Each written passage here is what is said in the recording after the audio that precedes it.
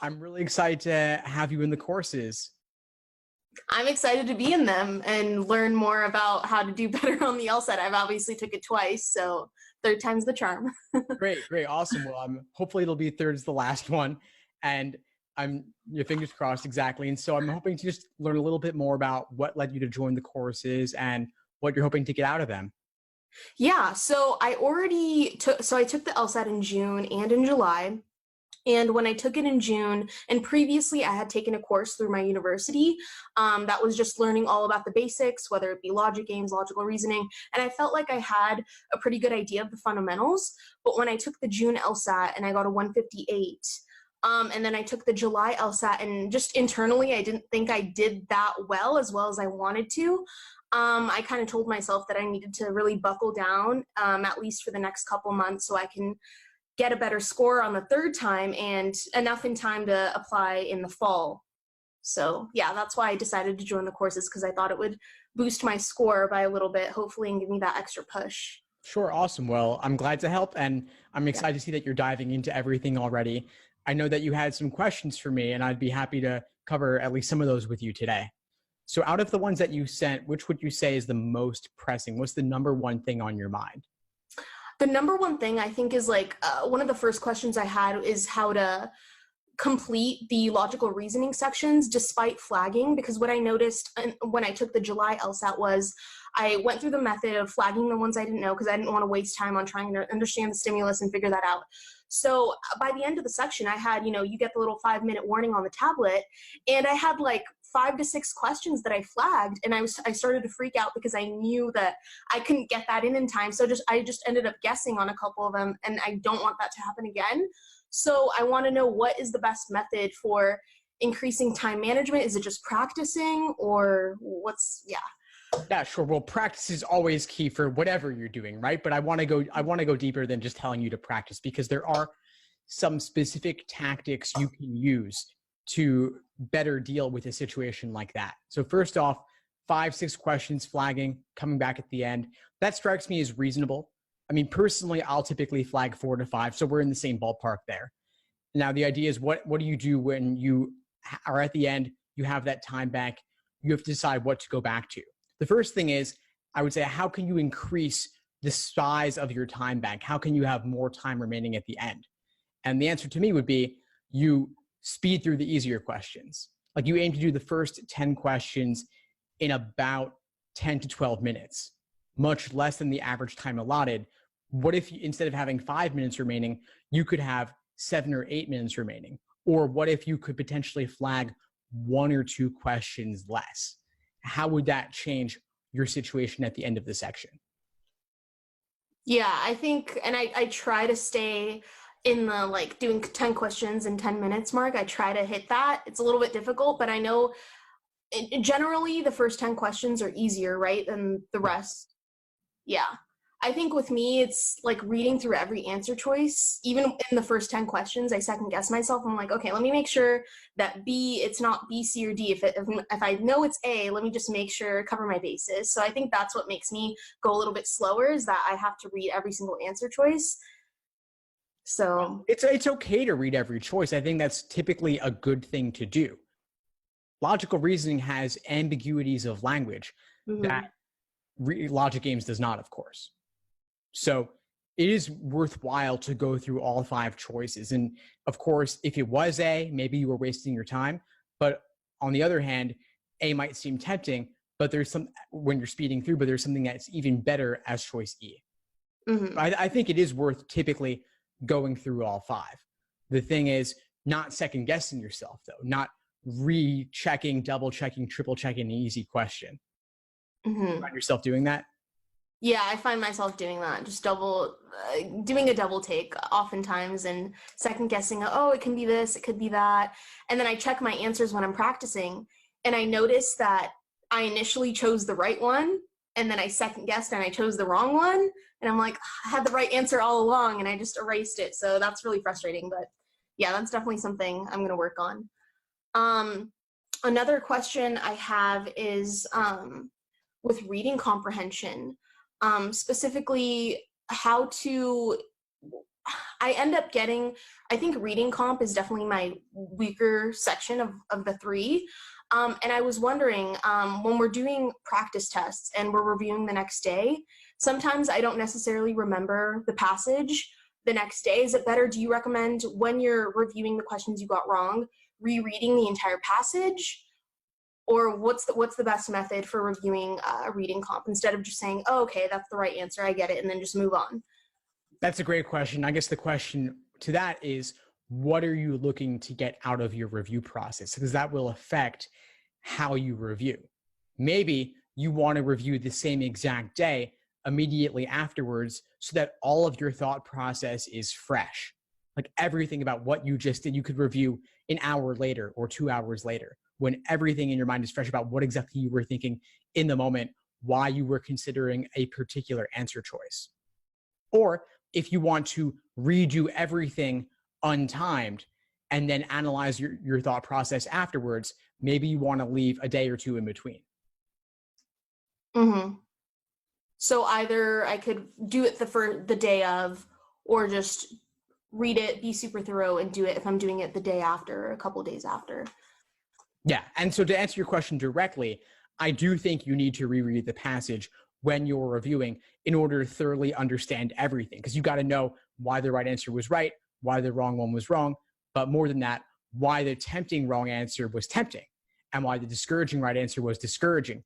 And a lot of times that will relate to key words and phrases in the passage, but you have to know about the passage in order to evaluate them properly.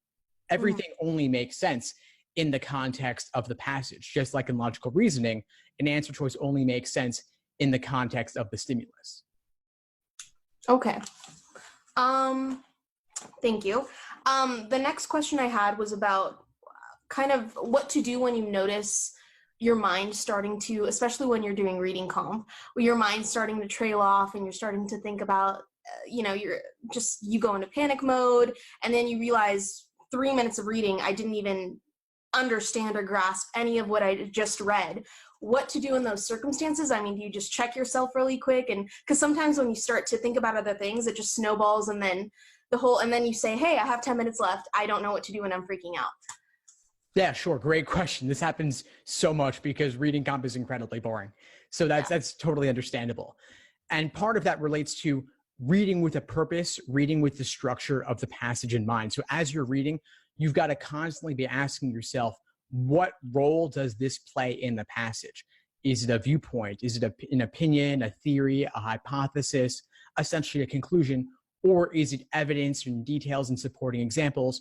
Or is it a person or a group of people advocating something? So constantly categorizing the information that you're receiving into one of those buckets, and then seeing if it's aligned with one viewpoint or with another viewpoint.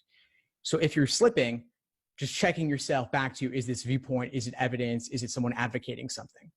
And then the other thing you can do is you can caricature or exaggerate the various viewpoints in the passage to dumb them down, to simplify it, and to make it more engaging. So a lot of times I'll see that a common theme in reading comprehension is objectivism versus subjectivism as one common philosophical trope that they bring up again and again and again in the more academic humanities passages. And so if you can caricature those two camps, makes it easier to relate to. Okay, yeah, I agree. And I've tried to become more active since the July LSAT, because I noticed that was a huge red flag for me and why I don't think I did very well. So now when I'm reading, I'm making sure to really, even though it might be boring and I'm not interested in the topics at all, especially when they're science passages, but I just try to just be engaged, pretend like this is the most interesting thing I've ever read in my life, so that I could do much better on answering the questions. So another question I did have is about how many practice tests do you recommend that we do, especially in the month up to the LSAT? I've heard some people recommend just doing 1 a week and really reviewing that one practice test. I've heard some people do 3 a week, 1 every other day. So what do you recommend for doing practice tests? Yeah, sure. Well, part of it depends on your schedule. What's your schedule like between now and test day? So I'm going to be in school, so it's definitely going to be tough, but I I think I can, I mean, if I have to squeeze in more, I'll make the time. But yeah, it's definitely not going to be like the summertime where I have all this free time. Sure. Yeah. So 3 a week is probably too much for most people because Yeah. they can't review it in sufficient depth. The only case I would recommend that for somebody is if they've already covered all the basics in excruciating detail and they have nothing else to be doing at all, period. No obligations of work or school or family or friends, which is really extreme, of course. I think that 1 a week is typically a good way to go. Maybe 2 a week if you have an empty schedule, but I think I would align more with 1 a week and reviewing in a lot of detail to get the most out of it, along with drilling weak areas, along with engaging in extremely detailed review of everything you get wrong, everything you have difficulty with, and maybe looking at some other resources in addition, but nothing more than that. At that point, you either know it or you don't. And so this is not an exam that you can cram for, and I'd rather you do 10 exams and review them in a lot of detail than do 30, but only skim the surface. So as for the overall question of how many tests should you absolutely complete in a given week or in a month before the exam, I would say that, let me just say in general, I think that you should complete at least 10 total, period, before test day.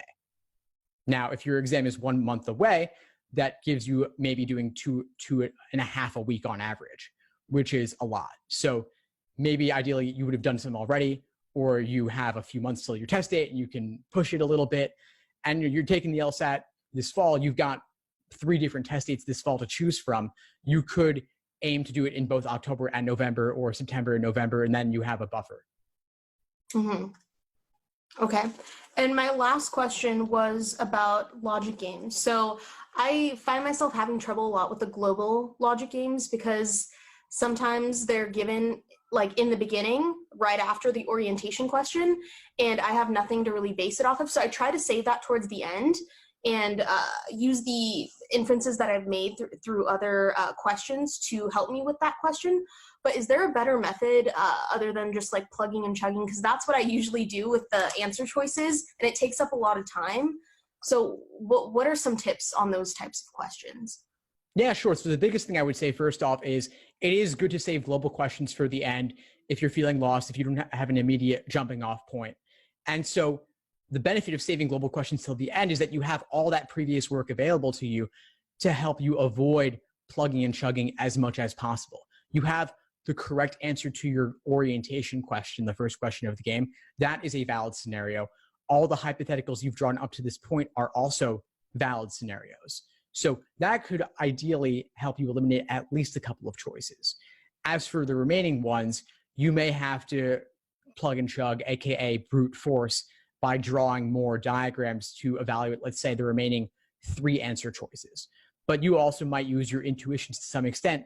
Maybe there are some answer choices that seem relatively more likely than others based on the nature of the game. If there's a particularly powerful or influential single variable, you might look at choices referencing that one. Okay. All right. Well, thank you. I think that was all the questions I had for today. Thank you for your help and advice. I really appreciate it.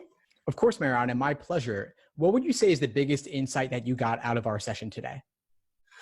I think the biggest insight was on the reading comp because, like I said, that was one of my weaker sections. And I think if I think I have to do a better job at being active, like you said, and whether it's creating these caricatures in your head or whether it's just doing what you can to make the questions and the passage, the content itself more interesting.